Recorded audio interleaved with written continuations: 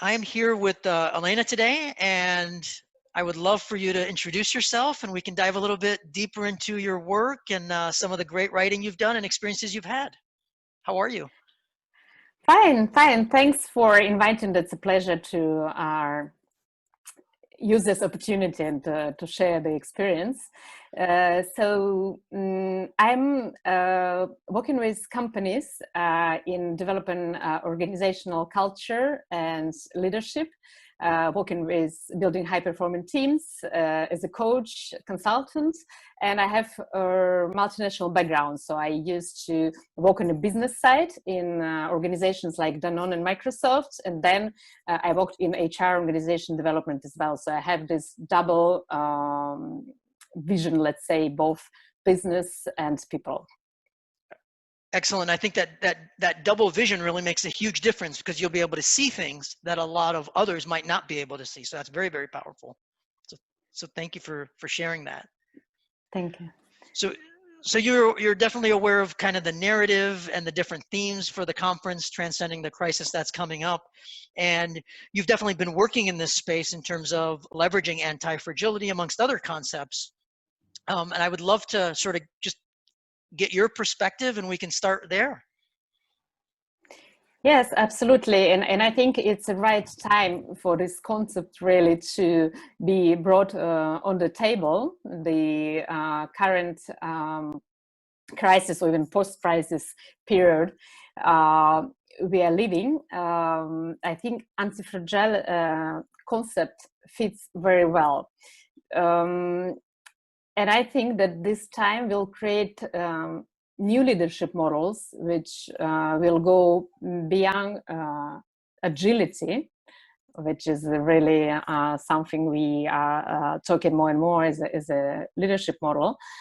And what I would like to highlight that I work with leaders, and I used to work with them through whole crisis, and maybe my vision is really hands-on. So there was a discussions how practically we can take a position in a times like that as a leader. What are behavioral models or best practices to apply?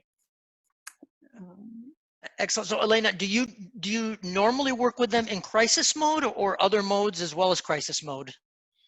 No, I work with them normally, and I had a chance to continue working with the clients through the crisis, and I saw their evolution exactly in the way how they approach to lead their teams and organization at that time. And we were finding the answers with them, how actually not only survive, but really thrive in this crisis situation as a company.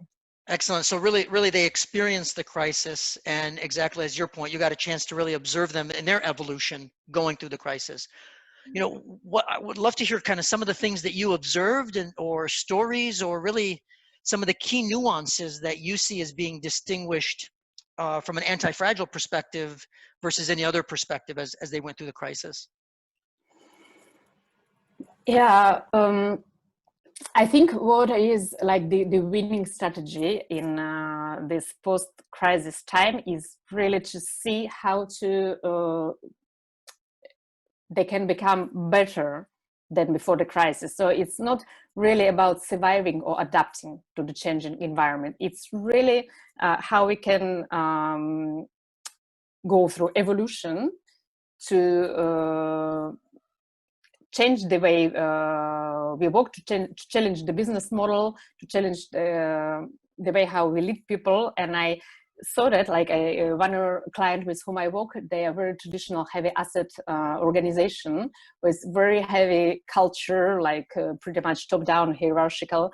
And they came with such a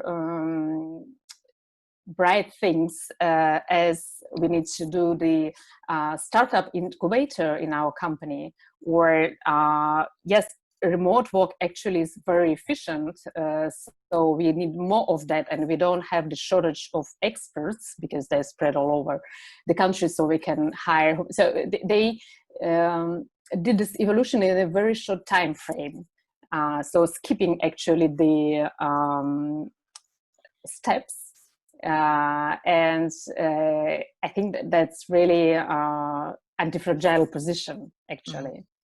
So what I Not think, yeah, yeah, please go sorry. on. No, please go on. All No, good. no. All No, good. it was not about surviving, because that's exactly where you put the focus for me. Because if you put the focus to adapt and survive, yes, in the best case scenario, that's where you end up. But if you say, okay, I use that as a stressor to reinvent myself and to be really prepared, thriving, competitive, and better organization overall. And that's what I saw happening with those clients. Fantastic. So really, there's a few things I'm hearing you say. One is going through the crisis.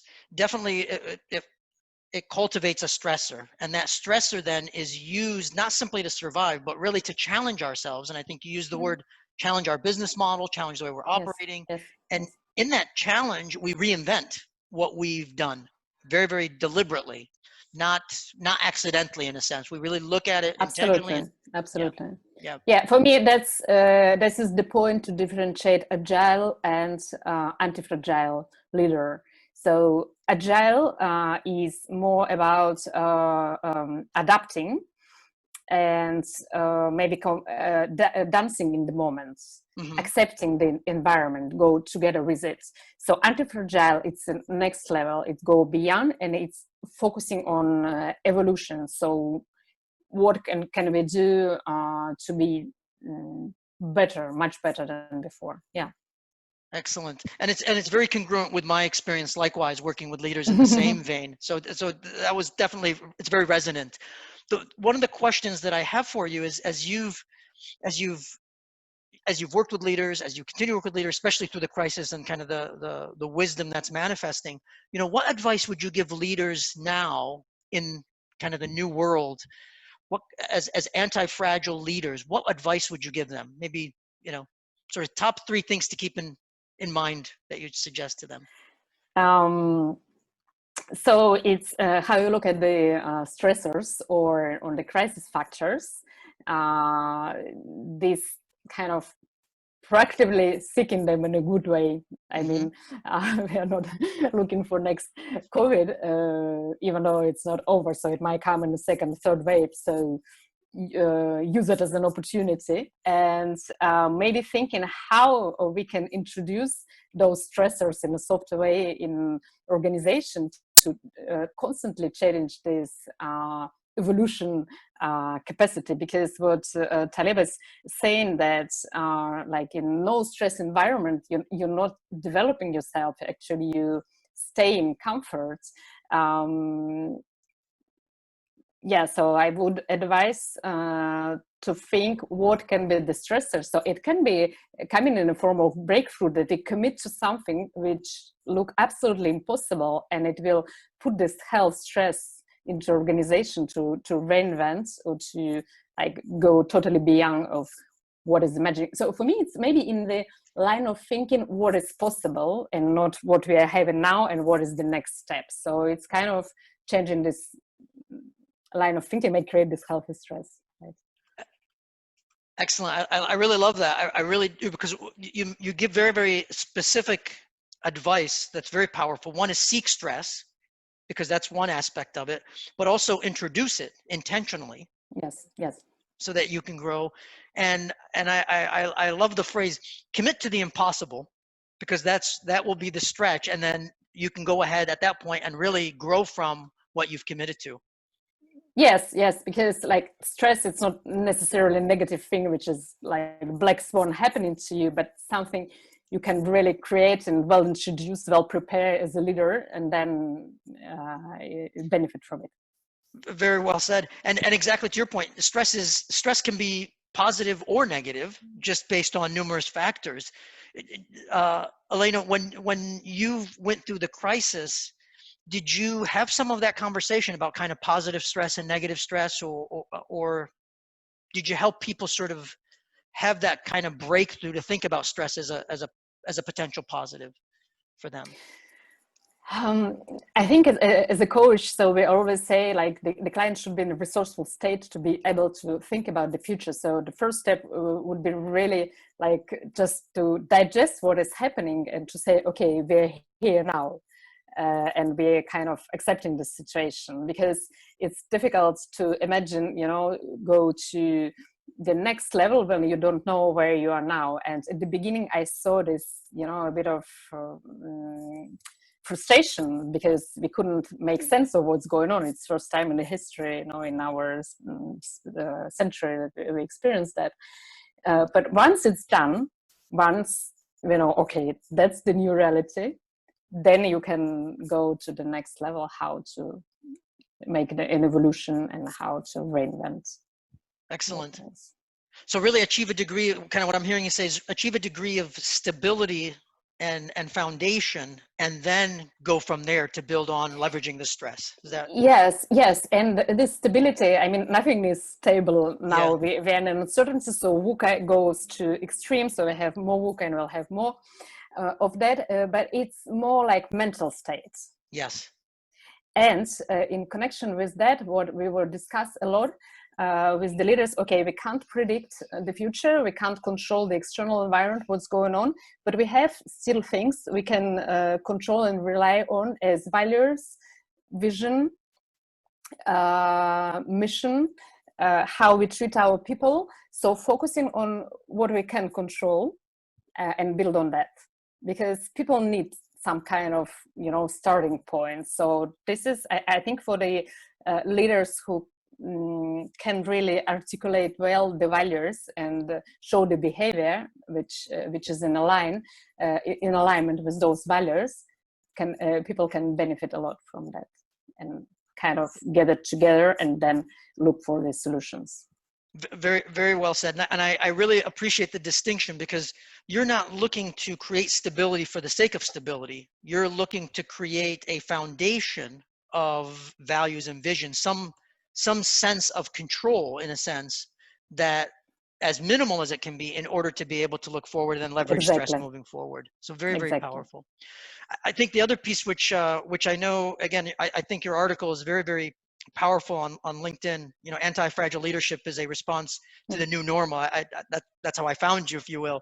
But as you described it, there really is a deliberate connection between an anti-fragile mindset, like the values and the perspective and the vision, and anti-fragile leadership, and they're very, very much coupled. Would you say that is accurate in terms of kind of what you've experienced, Elena? Yes, absolutely. Excellent. Yeah.